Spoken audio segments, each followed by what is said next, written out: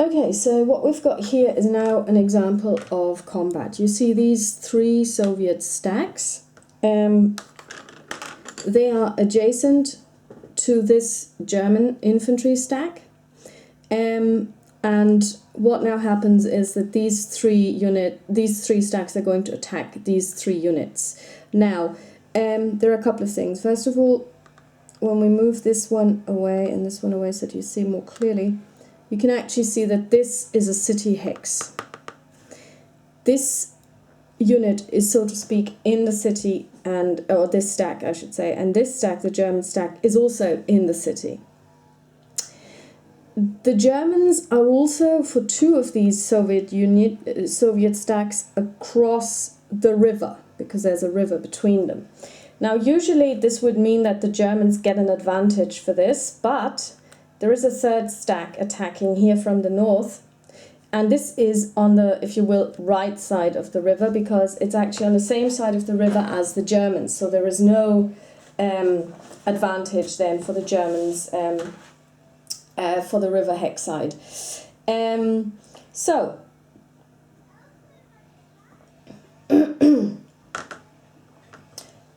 Vitebsk is a major city. So the defender is therefore doubled in the hex. So if we look at the Germans, so if we just pull this stack out here, we have 1, 2, 3.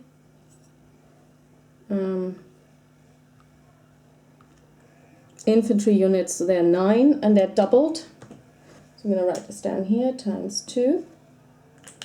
And now we're going to reveal the Russian stack, or stacks I should say. So we're just going to flip them over.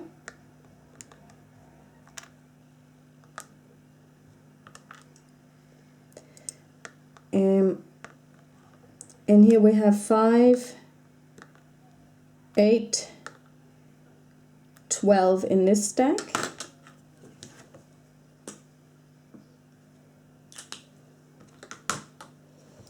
Here we have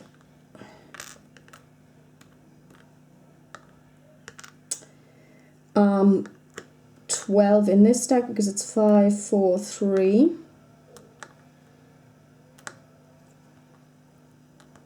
So it's another 12. And in this stack, just gonna do this real quickly. Here you can see I've got a 0 unit. So this unit gets eliminated immediately. Goes onto the big graveyard. So there are only 2 now left, and that's a 1 and a 1, so that's a 2. But we have a leader here, and he adds his combat value, I think, but I have to check if it's only for defense or if it's also for attack. Leadership value is the rating expressed in leadership points here, but what does it do? It does do something. The leadership rating.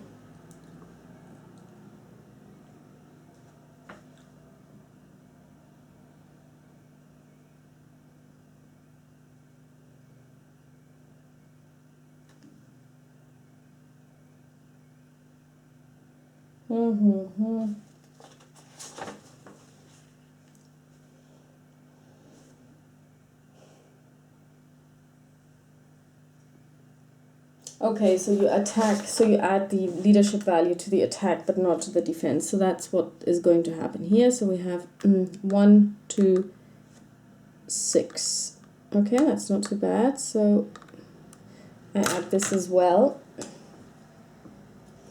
which brings us to 30 for the Soviets and to 18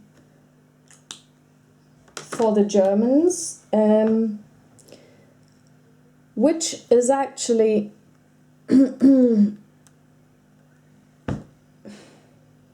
not so good, because it's a 1-to-1. If for this to be a 2-to-1, it would have to be 36, but it's not. So it's a 1-to-1, so it's not really a very good result at all. And now we'll roll. It's probably going to end in disaster, but we'll do it anyway. I roll a 4. Where's my combat sheet? And that means on a 1-to-1, a 4 is an engaged result. So engaged means each side must take 1 step loss and remain in place. No retreat or advance after combat is possible. So we're going to remove 1 because the Soviets cannot take step losses. Now this is something that I'm not clear about, and maybe those of you who are watching can enlighten me on this one, and I didn't find it in the rules. If I'm attacking with multiple stacks, do I take 1 step loss per stack, or do I take 1 step loss overall? I don't know. So basically I'm now playing that I'm not only taking 1, and the Germans also take a step loss, so this one gets flipped, and the Germans remain there, and also everybody else remains. Now this is one thing that is different. When you're in a zone of control of somebody, like this, and you engage in battle, you don't leave until somebody has lost, you know. So that's the end of the Soviet phase. We've had the movement, which I did off camera because that was kind of boring. So this was the battle. I'm not gonna engage with these guys down here because this is just a two guy stack, 2-4 stack, and it's in a city, but the city, or the fact that this is in a city, doesn't help in the offense. It only helps in the defense, but it is in supply 1, 2, 3, 4. So okay, so this is now the end of the Soviet phase, and now the Germans would come in, and they would come in with reinforcements in entrance area A and B. So basically this would be up here in the north. You can't see it, it's off camera.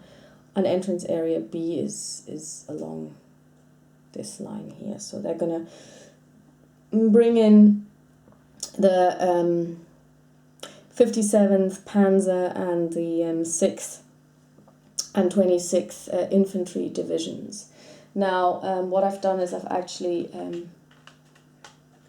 put these into little trays so that I can bring them on quite quickly. So here you have the, just to show you,